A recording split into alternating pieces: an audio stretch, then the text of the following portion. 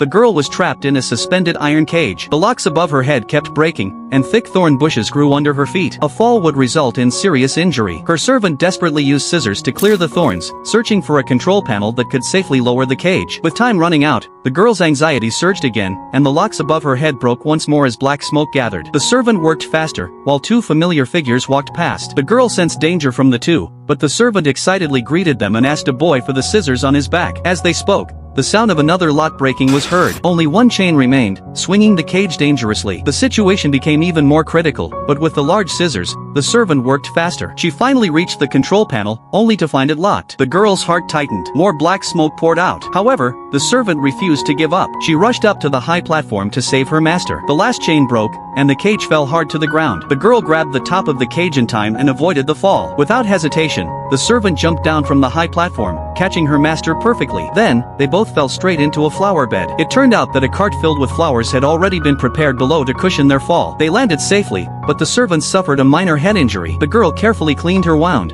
but with time running out, they couldn't reach the exit in time. They unexpectedly found that the river led to the exit, so they turned the cart into a boat. The girl controlled the black smoke, pushing it forward, while the servant rode in front. They finally reached the exit. At the moment of crashing into the wall, the girl used the black smoke to form wings and caught the servant. On the other side, the servant had cut through the tangled thorns to save her master. But in the end, she saved her master, only to fail due to running out of time. The girl called her name for the first time before her life force weakened, and she slowly faded into the air, leaving only a purple bow. In the end, the four pairs of master and servant passed the test. They arrived at the celebration banquet. The servants had changed into special clothes for their faces. Special drinks had been prepared for them, and only after drinking would they officially become the master's face. The four pairs were invited to the stage, and only then were they considered true winners. It was at that moment that they realized that failing the test would mean being completely erased.